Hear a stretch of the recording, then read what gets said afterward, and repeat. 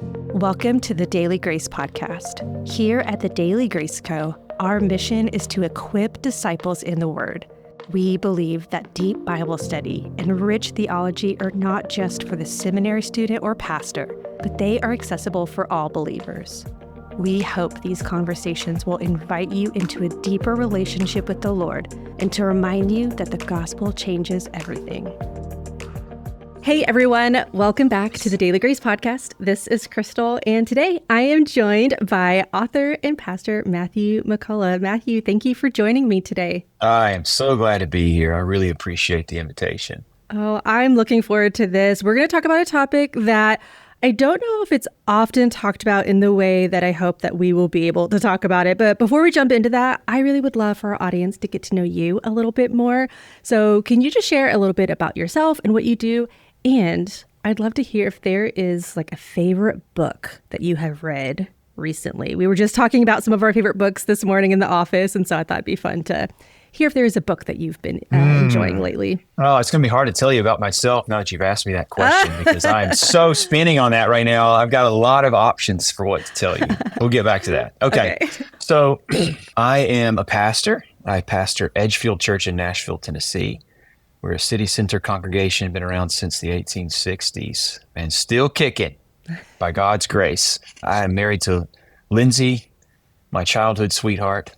And we have 3 boys who are 14, 12, and 8, who are just a delight and a lot of work and a gift from the Lord. I prepared and trained as an academic and then decided to seek pastoral ministry after that was done rather than a teaching job. And I've been glad about that choice ever since. I love to be a pastor and get to try to help my friends see the relevance of Jesus to their lives. That's what I do with my time. And it's a precious church. So if you ever come to Nashville, you're welcome to join us. Edgefield Church, East Side. Books that I have read recently. I mean, are you thinking like encouraging Christian books or just interesting books overall? Interesting books. So I was talking about Project Hail Mary. I'm listening to that book right now on audio, which is like not a Christian book. So it could be any book that you've been reading. All right, I'm going to give you 2. I'm going to give you one Christian book that's highly recommended and brand new. And then I'm going to give you one novel that I just read that I really loved. That's not for everybody, but hopefully the right people will find it. So the Christian book that I read this summer that I have loved and plan to reread and read with people in my church is a book called A Heart Aflame for God, A Reformed Approach to Spiritual Formation, I think is a subtitle of it. It's by a guy named Matthew Bingham, who I had not read before. He's a professor at a seminary in Phoenix. It was so good. It was very readable for, I think, all audiences, even though it's rooted in a lot of church history and theology training that he has. And it's about how the scriptures lay out spiritual formation in an era in evangelicalism right now where spiritual formation is often talked about and where the sources for that are coming from all over the map, including, medieval Catholicism, mysticism, Eastern spirituality. It's like, if it forms me, it's okay to use it. And he's coming in and saying, actually, there's a specifically Protestant Reformed understanding of how the Lord forms his people that's rooted in the word and prescribed there and really powerful because backed by God's Spirit. And here it is. And he lays out a really simple and usable, system's the wrong word for it, but it's a set of priorities for growing as a Christian. And I just thought it was so well done. The novel is by one of my favorite writers in the world named Annie Dillard. She's known for Pilgrim at Tinker Creek, a book she won the Pulitzer Prize for back in the 70s. This was her first novel, and it's set in the Pacific Northwest, and my family had a chance to take a long vacation up there this year, and so I read it while we were up there. It's called The Living. It's a stiff drink in some places. It's about this pioneer times in the Northwest, and so life was hard then, but I find a lot of perspective from that, from paying attention to what life has been for most people in most places for most of human history. How brutal it can be, how desperately we need hope because this is the way of the world. And she just brought all that to life in a beautiful way, I thought. The Living. Available wherever books are sold. There you go. I love that. Those are good recommendations. That's not why we're here, but I will add those into the show notes if anyone's interested, because I love getting good recommendations. But you mentioned that subtitle. I love a good subtitle. I think your book has a great subtitle. So the name of your book, Remember Heaven, Meditations on the World to Come, for life in the meantime. And I just think this hits the nail on the head because I think that is so hard for us to do as believers. And so I actually wanted to open up this conversation with a question you posed. It was in a recent article. You talk about it early on in your book, but you asked this question: does heaven have a brand problem?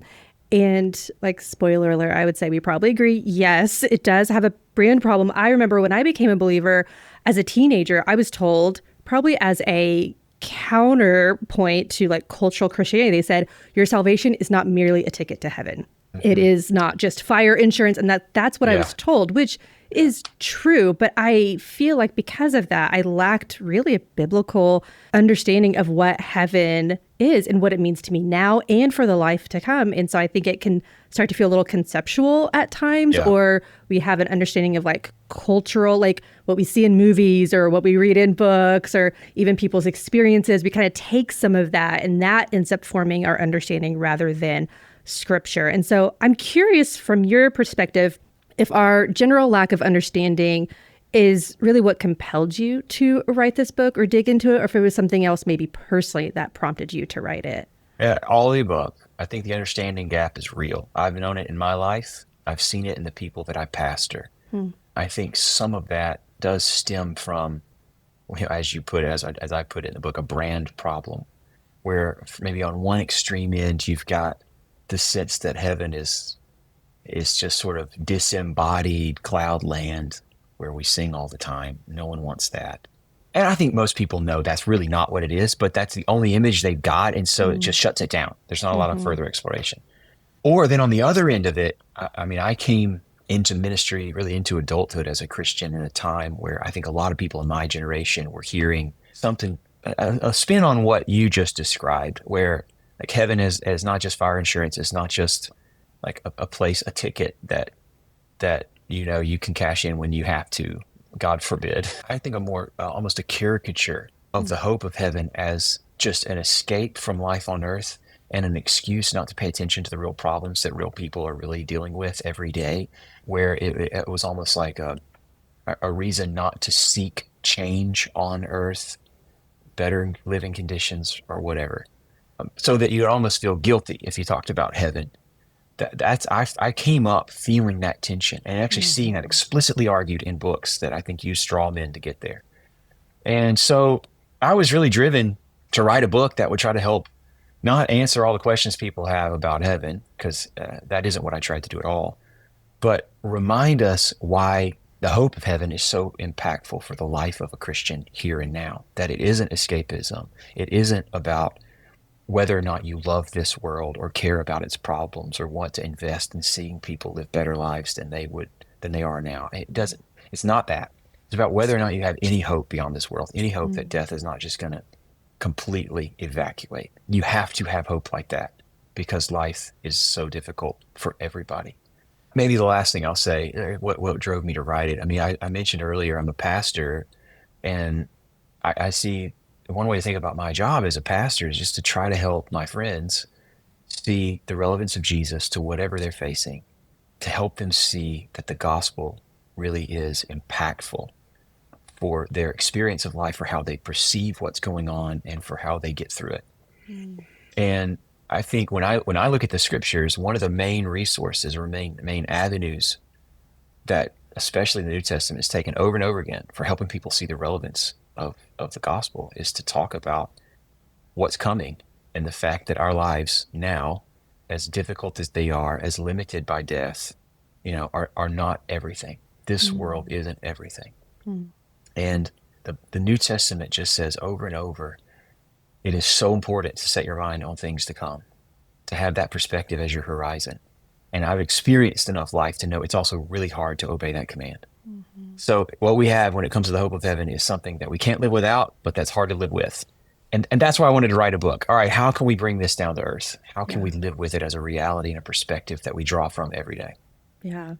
And I appreciate that you draw out, like, there are a lot of tensions that we feel in the Christian life, but in particular with this, where we feel like we start to go to one extreme or the other, and we don't know where the balance is. We don't know where to land. And so I appreciate even just you bringing handles to that. Like, how do we practically live this out, though it may be imperfect? So why do you think it is so difficult for us as believers to have the mindset of looking towards heaven in our culture today? Well, I think it's always been hard, and I think it's uniquely hard today. So let me talk about how I think it's always been hard, and then some of the unique challenges that our culture presents us on this. So, I mean, Paul had to keep talking about setting your eyes on things that you can't see, because it was hard in first century the Roman Empire. I mean, the fact that we can't see yet what it is that's been promised to us, while we can see so clearly, so vividly what's going on around us, means that this is going to be a challenge.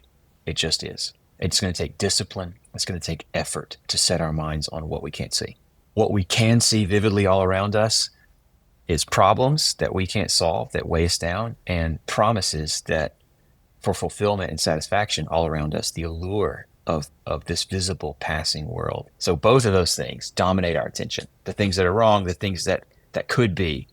And we are not going to be less tempted than Israel was to always be looking around at what our neighbors have going on and worshiping their gods instead of ours. So we're up against it on that. I think our culture then comes in and just adds some really difficult barriers that we have to cross for thinking about really anything, much less thinking about something that you can't see. I mean, just the daily drip, drip, drip, drip, drip of social media, the allure of whatever is out there on Google, the fact that so many, at least in America, in my country, live with so much material prosperity means that we just got a lot more empty promises we're tempted to believe.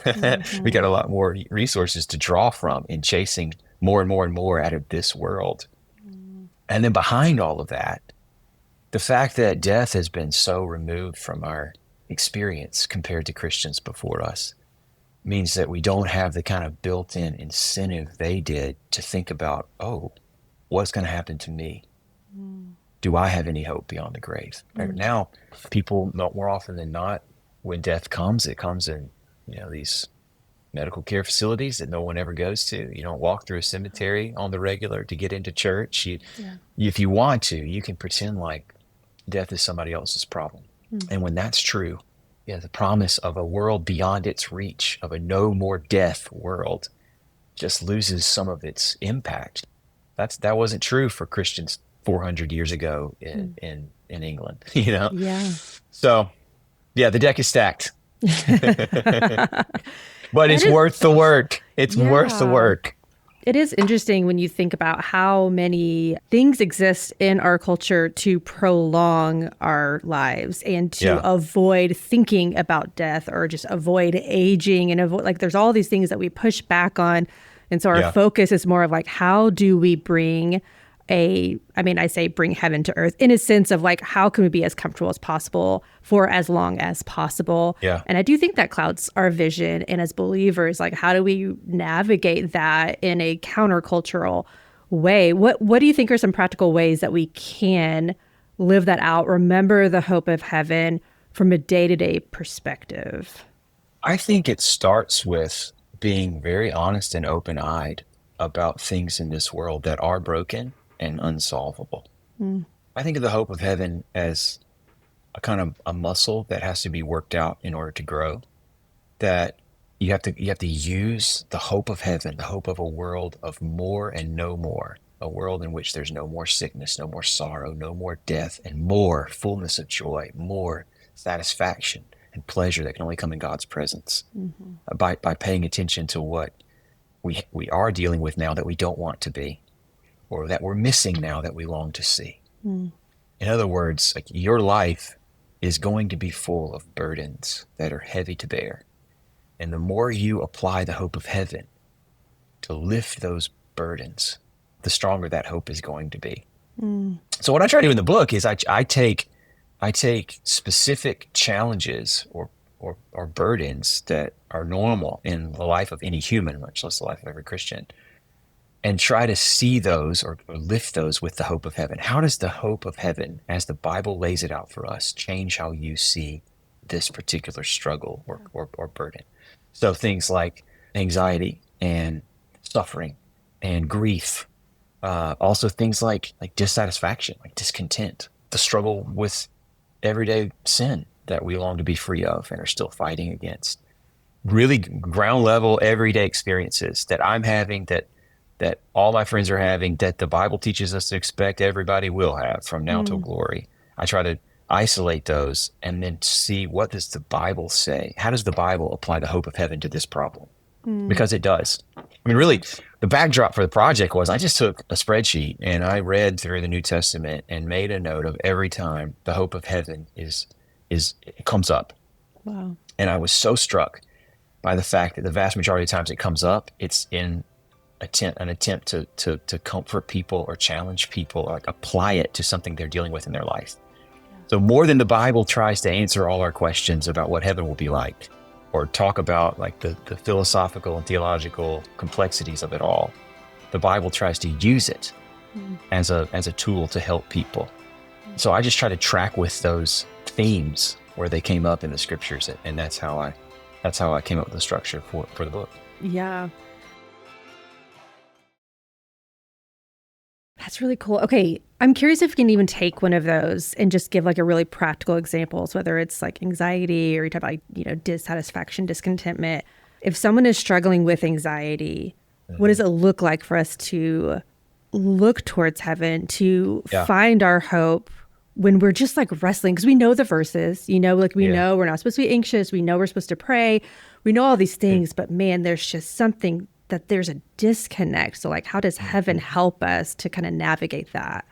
Yeah, I would love to take that example. I think on the front end, it's just important to say, I think it is a coping mechanism. It may not mean that you never struggle with anxiety, right? What we're trying to identify is, what medicine has God given us to deal with the problems that we're living with in a broken world. Right. And I think the first thing that I try to do is show why anxiety makes a lot of sense. It starts with acknowledging what's going on when we feel anxious. And I know that there are all sorts of factors that are going to be different for each person, and that there are physical issues, there are traumatic experience issues, there are any number of issues that contribute to what a unique person's anxiety battle looks like. What I try to do is abstract a little bit and say, whatever else is going on, let me tell you a couple things that are always going on when we're experiencing anxiety. There are two assumptions underneath anxiety. Anxiety is always a negative expectation for the future. And underneath it are two assumptions. One, that my future is vulnerable. And two, that my future is up to me. My future is vulnerable. It's a sense that the things that matter to me most could be destroyed, could be taken away, could be lost, could go badly. And that's true. That part is true. As a human, we are cursed with the ability to think about the truth in a way that my dog just doesn't. Like, he just lives from one meal to another and one nap to another. He's not worrying about tomorrow because he doesn't have the capacity to. Humans have the ability to know that the future is full of possibilities that can't be predicted or controlled. So my future is vulnerable. I could be killed by a little, as one philosopher put it, you could just be killed by a small contamination in one drop of water. That's how vulnerable I am, much less like knowing what's going to happen to my kids tomorrow or 10 years from now or 20 years from now. My future is vulnerable. And the double whammy is that we're also assuming it's up to me, that I'm on my own to make sure that I avoid the outcomes I don't want and secure the outcomes I do want. That I am in a vulnerable world on my own. I describe anxiety as a form of cosmic loneliness, that it's what it feels like to live in a world where bad things could happen, as if you're the only one who can stop those things from happening. So what we need in dealing with that problem, whatever else might contribute to those feelings, knowing that those assumptions are involved, is we need something to confront a different future, a better future than the vulnerable future we're worried about for our short term. And we need a promise that we're not on our own in the end, even though we feel that way. And in the chapter, I use 1 Peter 1, because it's one of my favorite summaries of the hope of heaven.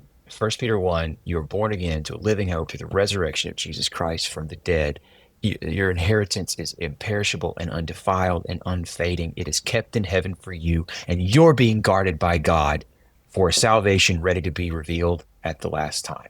So in the chapter, I just work that text into the assumptions underneath our anxiety. Your future, ultimately, if you're in Jesus, is not vulnerable. Short term, maybe it is. Long term, it is not. You have an imperishable, undefiled, unfading inheritance that he is keeping for you. And your future is not up to you, even though it feels like it. You are being guarded by God for everything that he is prepared to give you.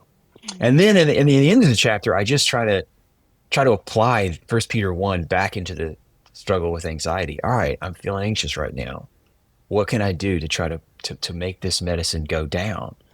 I suggest trying to figure out which of the two pillars of my hope for the future is wobbly right now.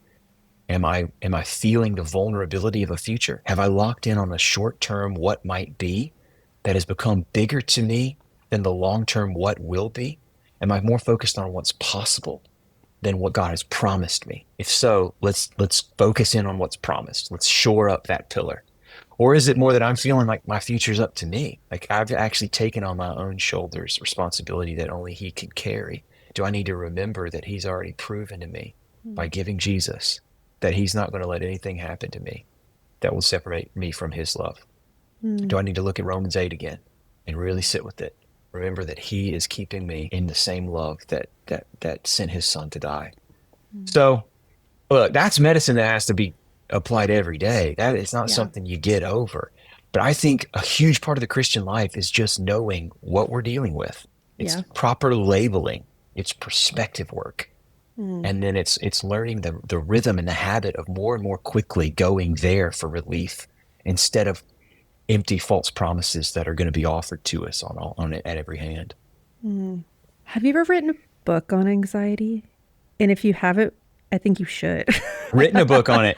I've written a chapter on it at this point. Okay, that's a start. There's a chapter of Remember Heaven, probably my favorite chapter in there, and it's all about anxiety. Well, I just think it's helpful because, I mean, and even when you think about a lot of the books that are out there on heaven, and there are some great resources out there, but a lot of them are kind of trying to meet us in the anxiety of the unknown instead of meeting us where we're at now in the anxiety of like the short-term unknown, which then helps us with that long-term. And so even just walking through the example of anxiety, I think is so helpful because it's less about just memorize Philippians 4 and you'll be fine, right? That's always the example. Just like memorize this one thing, but like draw that out. Like what is Paul trying to like communicate in the bigger picture?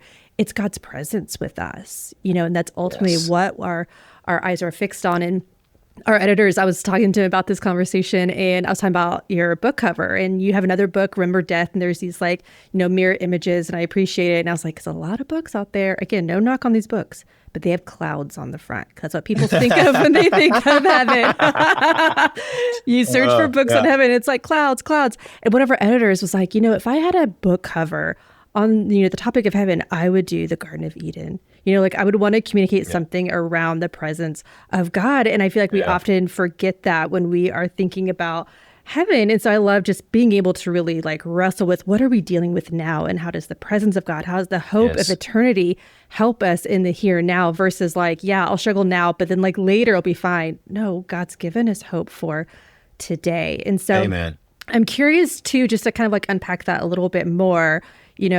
I love how you actually define heaven really early on in the book, but okay, let's just define that. It's a little late in the conversation maybe to do this, but let's define like, what is heaven? What is it not in the context of your book? Because I love that you say like, I'm not here to tell you all the things about heaven necessarily. I'm not going to answer these questions, but define that for us. What is it? What is it not? Heaven is a place where God's presence is most directly experienced. Right now, heaven exists. Our ultimate hope is not to go away to there and live in a bodiless existence that's soul only or cloud-based or whatever. Our ultimate future is for heaven to merge with earth, for a new heavens and a new earth to be the place where God dwells with his people directly. So you can see this lots of places in the scriptures. One of our favorites is Revelation 21, and the image that John gives us of a new Jerusalem coming down where God will dwell with his people. And the presence of God is what makes it what it is. And what it is in the presence of God, I define in the introduction as a world of more and no more. a world of more joy that doesn't end, a world of more satisfaction that's not tainted by what we wish we had, a world of more direct enjoyment of God, much like we experience now, but in an unimaginably full way, and a world of no more of everything else that takes joy away, of sickness, sorrow. And this is Revelation 21. It's straight out of Revelation 21 when John tells us there's no more sorrow, no more sickness, no more death. So it's the presence of God that makes heaven what it is. But some of the most relatable images we have for it compare that world to the one we're in now and are just clear-eyed about why we need more than what we have as is. Yeah. So if we just, as we're wrapping this up, I know there's just so much, and we're going to link to the book. We're going to link to some articles that you've written that are kind of adapted from the book. But if there was just one message, one last encouragement that you would want to leave with our listeners about the hope of heaven, what would you share? We have so much reason to enjoy this world now as it is, despite all of its limitations, despite all the things that we wish were different, despite all the suffering that we have to endure, because it is just jam-packed with the goodness of God that one day we'll experience in full. This life is full of foretastes. You just have to learn that that's what you're tasting and to savor it and not see it for what it isn't. If this world was everything, the defining experience of it, I think, is disappointment.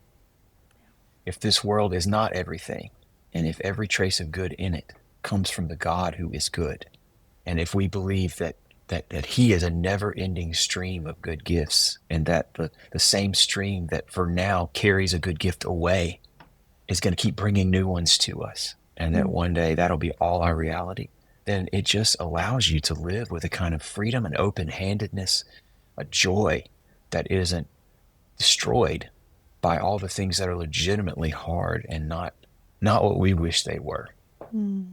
I want more of that for myself.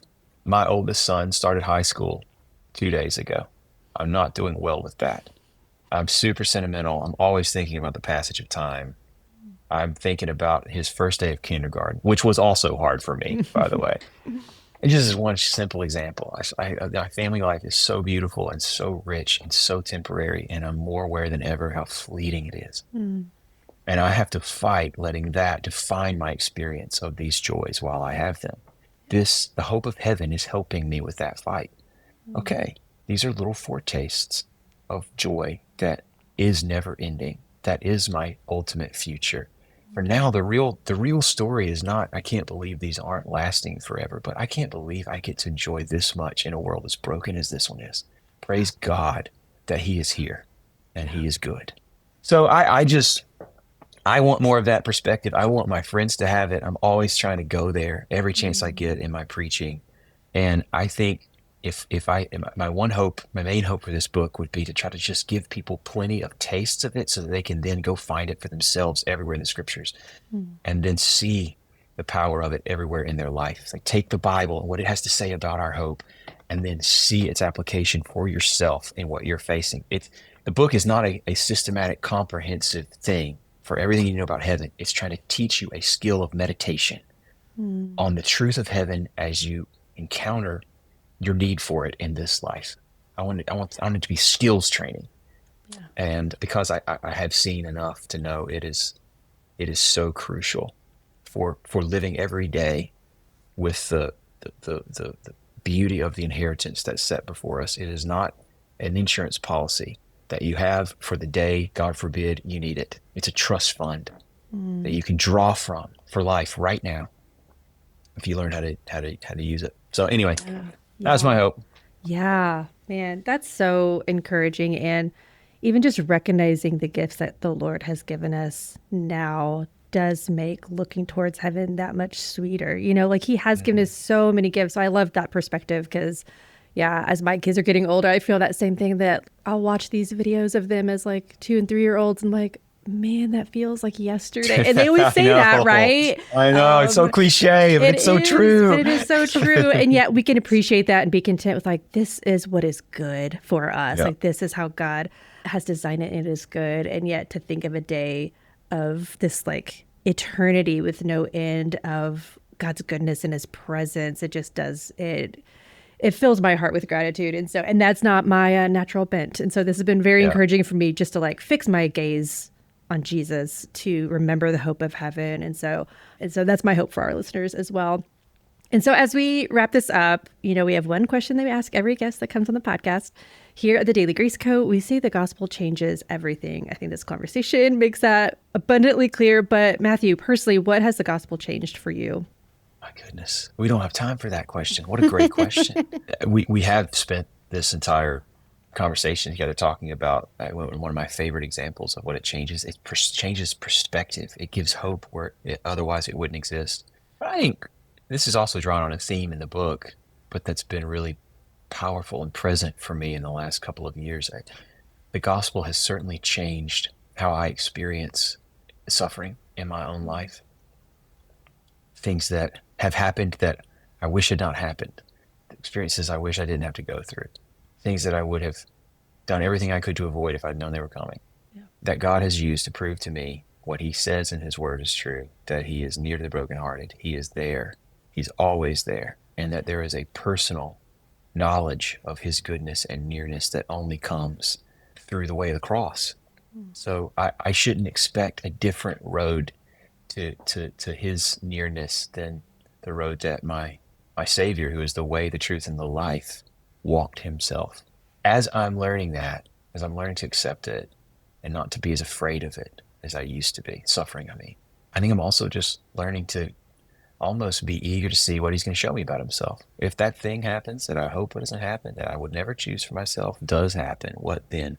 Oh, he'll be there, and he's got something to teach me about him that I couldn't learn otherwise. I am eager to see what that is, because everything he's shown me about himself so far has been more glorious than I could have ever expected it to be.